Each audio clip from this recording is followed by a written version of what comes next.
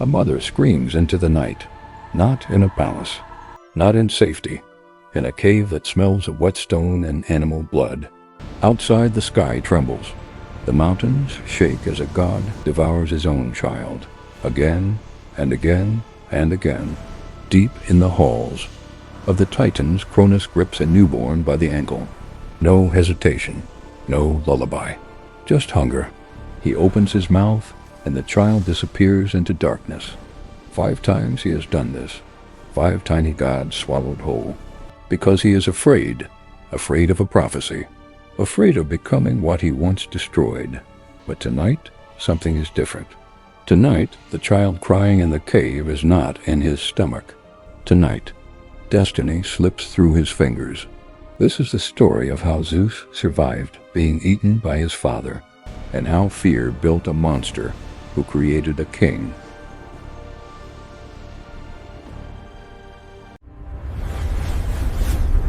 Unveil the legends.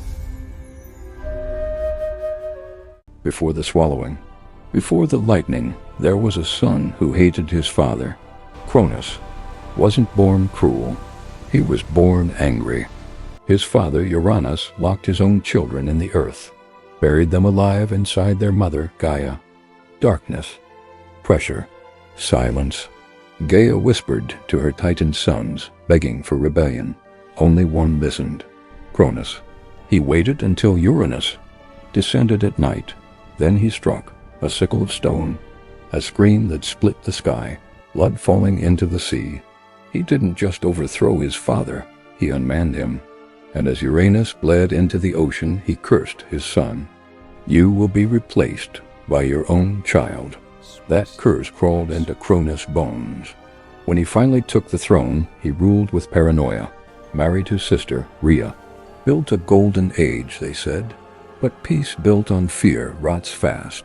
Every time Rhea gave birth, Cronus felt the prophecy breathing down his neck. A sun will rise, a sun will cut you down.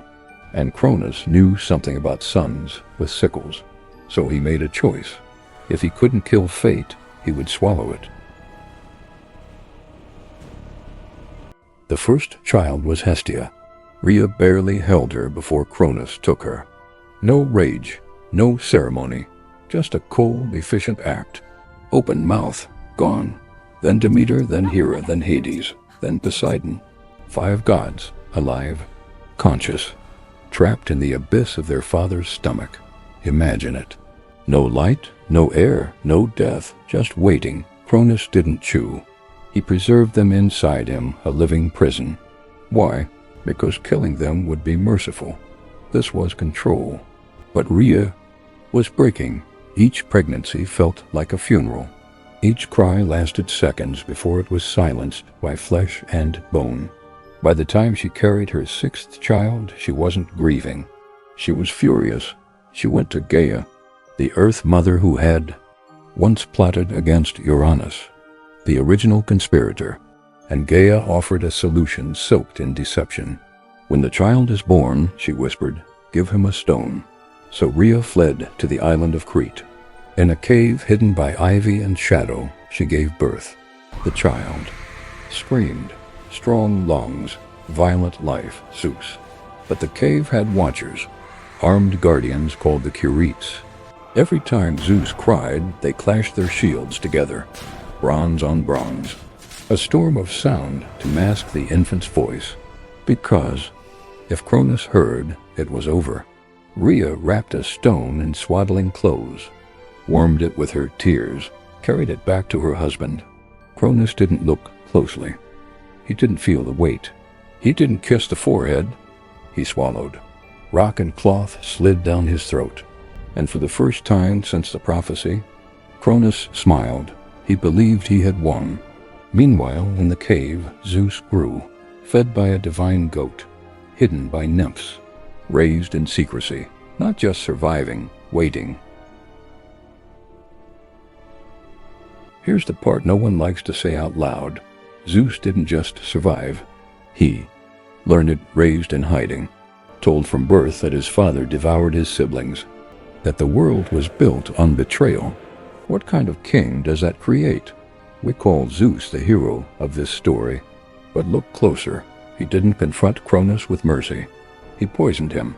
With the help of the Titanus Metis, Zeus disguised himself and fed Cronus a potion, a mixture that churned the god's stomach into rebellion, and then it happened. Cronus convulsed. He gagged. He vomited up the stone first. Then, one by one, the swallowed gods emerged, not digested, not broken, alive. Imagine being reborn from your father's mouth. That image isn't heroic. It's grotesque. Zeus freed his siblings, yes, but he also ignited a war, the Titanomachy. 10 years of cosmic violence, mountains hurled like spears, oceans boiling, the sky split open. Zeus didn't just defeat his father. He imprisoned him in Tartarus, the same abyss Uranus once feared. Cycle. Complete. Son overthrows father, again. The prophecy Cronus tried to avoid? It came true because he tried to avoid it. But here's the darker thought. What if Cronus wasn't crazy? What if he was the only one who understood the pattern? Power doesn't pass peacefully. It is taken. And Zeus would one day hear a prophecy of his own, that one of his children would overthrow him.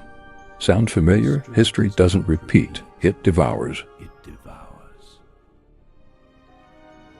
In the end, Zeus becomes king of the gods, lord of the sky, wielder of thunder. Statues call him just, myths call him mighty. But beneath the lightning lives the same fear. Cronus swallowed his children to stop fate. Zeus swallowed his first wife, Metis, for the same reason, after hearing she would bear a son stronger than him. Let that sink in. He feared being replaced, just like his father. The irony cuts deep. The very act Cronus used to prevent prophecy is what ensured it. His cruelty created the rebel who would destroy him. And Zeus, he learned that lesson well. Power built on fear breeds more fear. This myth survives because it isn't about gods. It's about fathers and sons, leaders and successors. The ancient terror of becoming obsolete. Cronus wasn't defeated by strength. He was defeated by paranoia. And Zeus didn't escape being eaten by luck. He escaped because someone chose defiance over fear. A mother, a stone, a lie. Sometimes survival isn't strength. It's strategy. A father tried to consume the future. The future hid in a cave and sharpened lightning. That's the story. But here's the question. If Cronus had shown love instead of fear, would Zeus have ever rebelled? Or was violence always written into the blood of the gods? Drop your answer below. Because this wasn't the last time Olympus tasted betrayal. Zeus survived being eaten, but his brother, he was swallowed too. And what happened to Hades after he was freed is far darker than anything in this story. The underworld doesn't forgive. And next time we descend,